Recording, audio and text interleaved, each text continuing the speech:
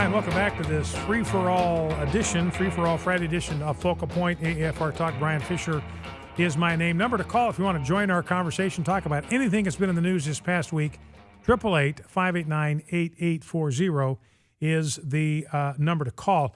You know, and we've been following this story with the IRS about these destroyed hard drives. And ladies and gentlemen, this is way past the point where this can be chalked up to coincidence. It's 888-589-8840, 888-589-8840. This has to be deliberate.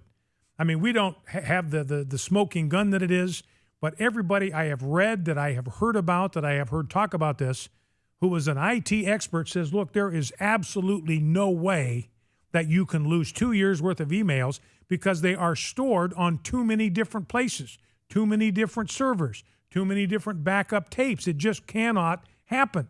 So I think we're clearly looking at something that's far worse than the Nixon tapes, because remember, with the Nixon tapes, whether you had a Oval Office recording system or not, there was no legal obligation to have that. And so that was a choice that the president made, stupid in retrospect, but it was a choice that he made. But here, the IRS has a statutory obligation to keep track of their emails, keep track of their communications. Lois Lerner was ordered by law to make a print backup of every email.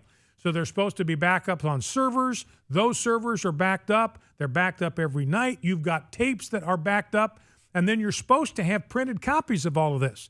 Lois Lerner hasn't done. This is a scandal of Nixonian proportions. So you would think that the media would be all over this. You know, I've got a story about the plummeting confidence that the American people have in the media. They've completely lost confidence. I think with newspapers is now down to 17%. Television news, it's around 22% or something like that. And here's why. People just do not trust the media to tell them the truth. ABC, this is just from this morning, ABC had a brief mention of the loss of these hard drives on the scrolling news feed. NBC today, CBS this morning didn't even mention it at all. But here's what they did have time for. Good Morning America devoted 37 seconds to a video of computer chair racing in Denmark. These chairs run by computers that are racing each other. Good Morning America has time for that. They had 3 minutes to talk to Kate Gosselin about the 10th birthday of her sextuplets. They had 3 minutes and 26 seconds to talk about Kim Kardashian honeymooning in France. All three of them had time to show a viral video of a police chase that included driving across a golf course. But none of them had time to talk about what could be a scandal that could imperil a presidency. Now, one quick thing before we go to the phones, 888-589-8840 is the number to call.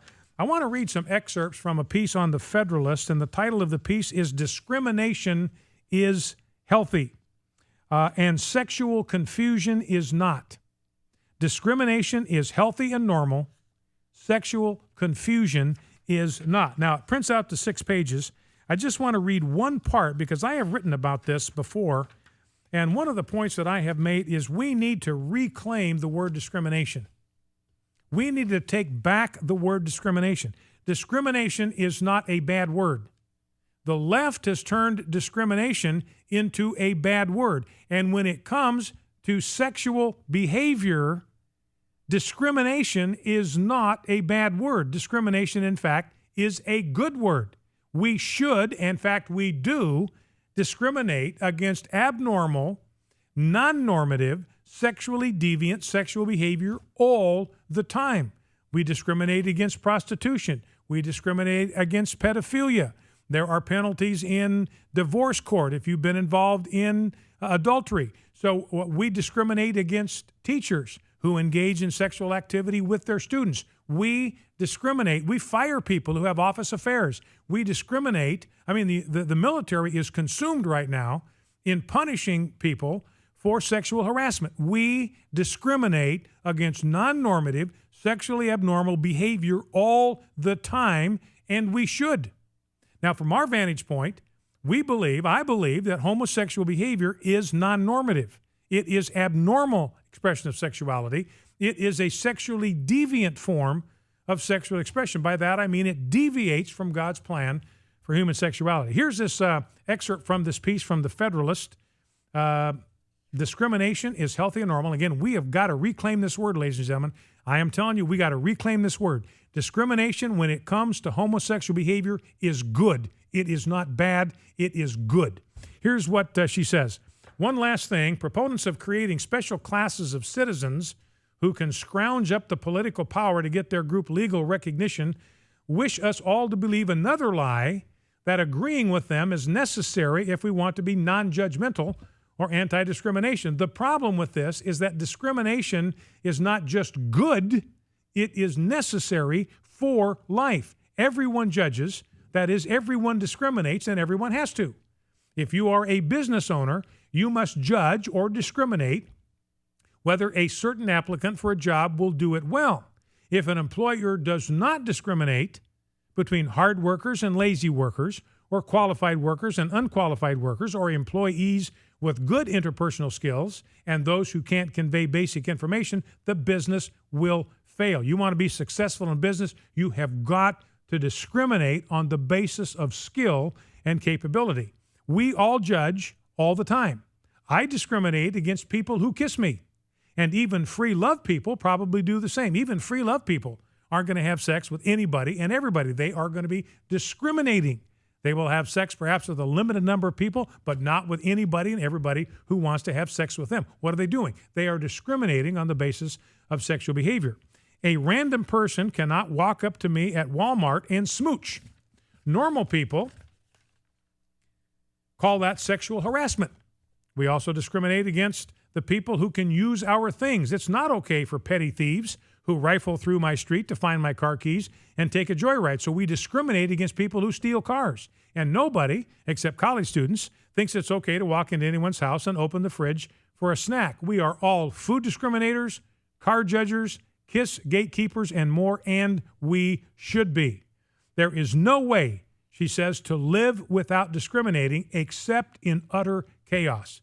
Even a non-discrimination ordinance discriminates by conveying what city council members consider acceptable behavior and what they do not. All such ordinances do is substitute one judgment about what is appropriate sexual behavior for another far older judgment. This is very, very important to understand.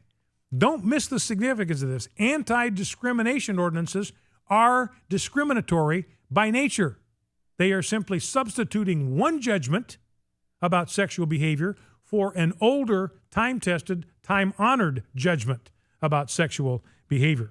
So, in other words, discrimination when it comes to sexual behavior is not bad, it is good, and it is necessary. The alternative is utter social chaos. So time, ladies and gentlemen, to reclaim the discrimination word when it comes to sexual matters. It's not bad, it's good, it's a virtue, and it's necessary. All right, let's grab some phone calls. Let's start with Kathy in Wallace, North Carolina. Kathy, welcome. What's on your mind? Well, Huckabee's statement, I've been reading too much lately and it's gotten me down. Maybe you can bring me out. But Huckabee's statement about the coup d'etat. Yeah, judicial coup d'etat. Of the judges. Well, according to what I've read, that's way too late. It's a fait accompli. Let me read you something. The United States was declared bankrupt on March the 9th, 1933, Brian, and the receivers, they're the International Monetary Fund and the World Bank, dissolved the Constitution given to us by our forefathers. There is no Constitution to restrain, so that's why Obama and the rest of them can get away with everything. There's no Constitution to restrain the actions of the President or Congress. We have been living under a de facto or illegal government since 1933.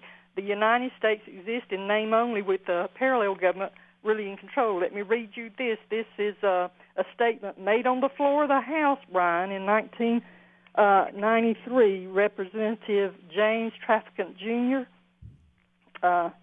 He said the receivers, the International Monetary Fund, the receivers of the United States bankruptcy are the international bankers via the United Nations, the World Bank, and the International Monetary Fund.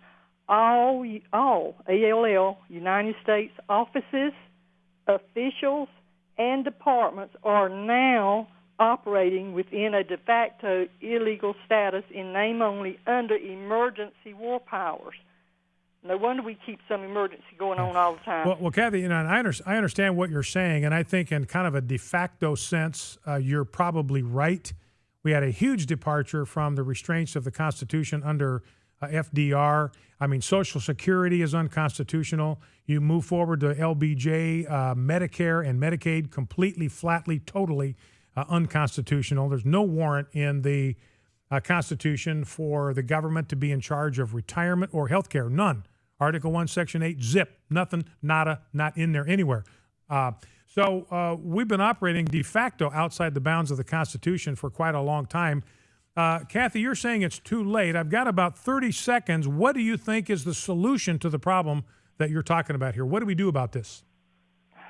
Well, it says that the international bankers have already chosen a new form of government. We were a republic, and now they call us a democracy, which is a cover name for socialism, and they've been doing this gradually since 1933. Well, Kathy, let me interject. Is there something we can do about it? I mean, yes, we need to concentrate on the kingdom of God, Brian. Say that again? Concentrate on the kingdom of God. Bring them in because we're leaving. All right, Kathy. Well, nothing wrong with that, counsel, I guarantee you. Thank you for the call, Kathy. I appreciate that. And Tom in Marion, Ohio, Ben in Durant, Oklahoma, hang on. I'll get to you coming right out of the news. If you can stay with us, we'll take your calls here in just 5 short minutes.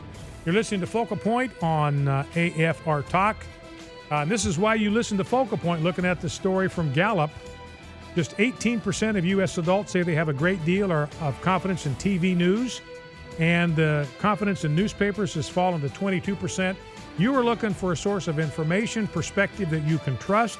You have found it here on Focal Point and AFR Talk, and we are going to continue to work to be worthy of your trust. Focal Point, AFR Talk.